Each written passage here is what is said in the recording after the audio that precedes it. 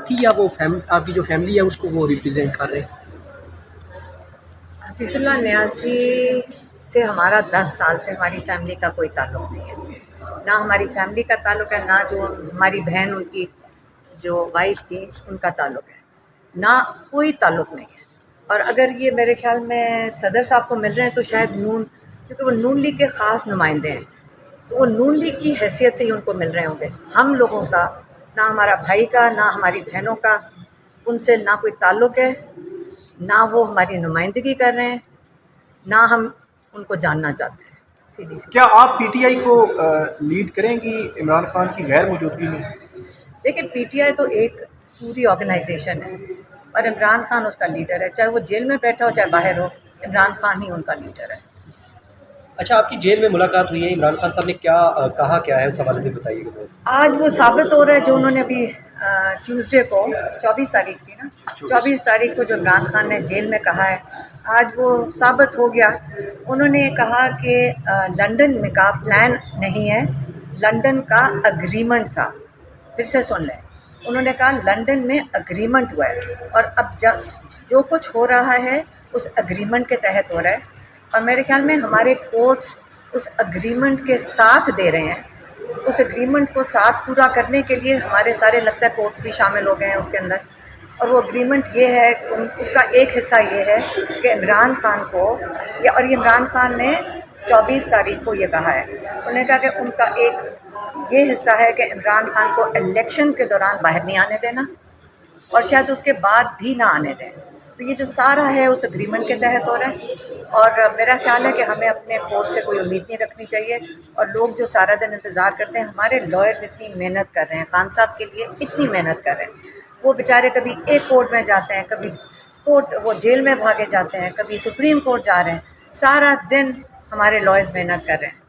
और मेरा ख्याल है, एक सेकेंड, मेरा ख्याल है वो अपनी कर पा रहे हैं जो पीटीआई के एक सदर मुमलिकत को करना चाहिए था। देखिए, मेरी तो सदर मुल्क से नहीं बात हुई है, लेकिन इमरान खान ने तो अफसोस का इजहार किया था कि प्रेसिडेंट साहब की, वो तो 2-3 हफ्ते पहले कहा था कि मुझे बड़ा मायूस हूँ कि प्रेसिडेंट साहब को इलेक्शन अनाउंस कर देने चाहिए। तो ये उनका आइनी उनकी ज़िम्मेदारी थी कि वो इलेक्शन अनाउंस कर दें।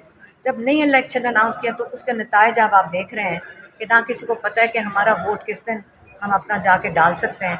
ये तो सियासत की बात नहीं, ये तो हर इंसान, हर पाकिस्तानी का हक़ है कि वो अपना फ़ैसला खुद कर सके और वोट उसका हक़ है और लोगों को अपने वोट के लिए खड़े होना चाहिए। कल पीटीआई जो है, कल पीटीआई मौलाना फजल रहमान से उनसे मिले हैं, तो क्या ये चेयरमैन जो इमरान खान है उनकी तरफ से डायरेक्शन है कि अब तमाम पार्टीज़ के साथ को मुसालत पॉलिसी बनाई जाए? मैं आपको बताती हूँ, जो इमरान खान है, आधा घंटा फैमिली से मुलाकात होती है और आधा घंटा ही लॉयर से मुलाकात होती है। और जब लॉयर से मुलाकात होती है तो वो, आपको पता है आधे घंटे में कितने केसेस डिस्कस हो सकते हैं, इतना टाइम आपका ख्याल है वो तो इस वक्त केसेस डिस्कस करते हैं। तो ना हमारे से बात हुई है इस चीज़ की और ना मेरा ख्याल है इस वक्त, पिछली दफ़ा तो लॉयर से ये भी बात कोई नहीं हुई थी कि जो आप बता रहे हैं कल का।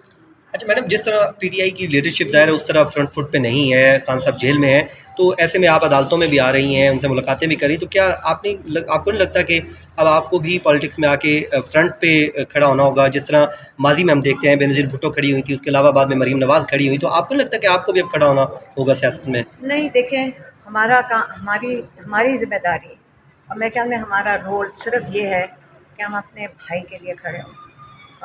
उसको अकेला तो हम नहीं छोड़ सकते और यही मैं कह रही हूँ कि अगर जेल जाकर बैठना है, अगर कोई अदालत यहाँ पे है नहीं पाकिस्तान में जो उनको इंसाफ दे सके, तो इससे बेहतर है कि हम भी जाके जेल में बैठ जाएं, फिर तो हमारा यहाँ काम ख़त्म हो गया है। चलिए, थैंक यू वेरी मच। 10 दिन 12 दिन डिसीजन रिजर्व करके रख लेते हैं बेलों के लिए।